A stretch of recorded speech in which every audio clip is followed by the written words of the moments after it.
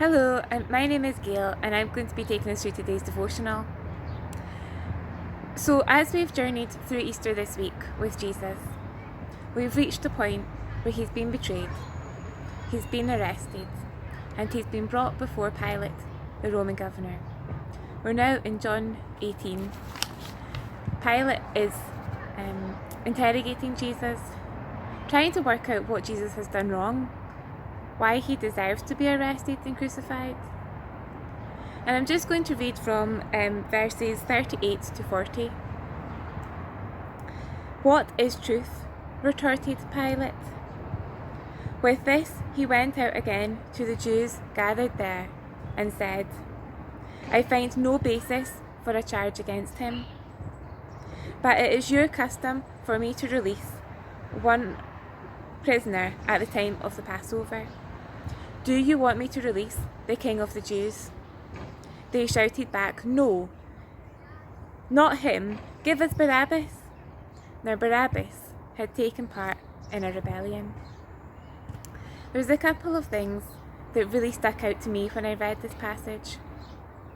First of all, I really felt God just showing me that this little story of Barabbas' example was foreshadowing what Jesus was about to do for the whole world. Barabbas was guilty. He was a criminal. He murdered. He was part of a rebellion. He was a criminal. But he went free. Jesus took his punishment. Jesus took his guilt. Jesus died on the cross so that Barabbas could go free. Just as Jesus has done for us, or was about to do for the whole world, Jesus died so that we could go free, so that we do not need to live under sin or under shame or under death. Just as Barabbas went free, Jesus died to set us free. Earlier in the passage, it says that Jesus says, "My kingdom is not of this world." And Jesus shows us that. He shows us this small example of how his kingdom is different.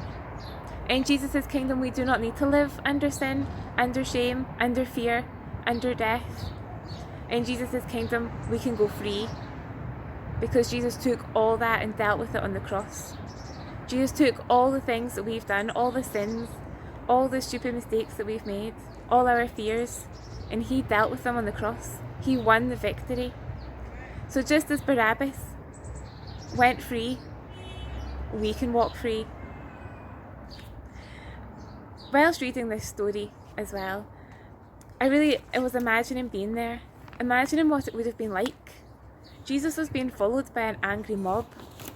He was being taken to religious leaders, to Roman governors.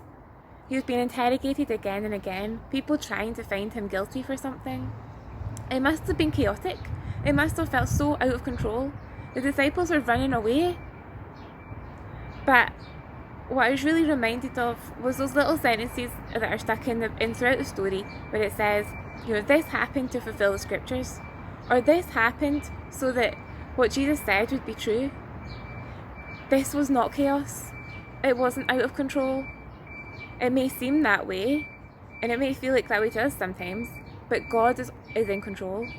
This was all part of God's master plan, his long-term plan, which had been under action for thousands of years, bringing Jesus to earth so that he could die, so that we could be free. So even when things feel for us chaotic, out of control, like we don't know what's going on, remember that God is in control. God does not abandon us, and that his master plan is in action so that we do not need to live in fear, live in shame, live in guilt, live in sin, live under death, but we can walk free just as Barabbas did, because Jesus took our punishment, Jesus dealt with our sin, and Jesus died on the cross. So I pray this Easter, as we move on and the restrictions start to ease, that we will walk free, free from fear, free from death, and free from sin, because Jesus has dealt with those things for us. Amen.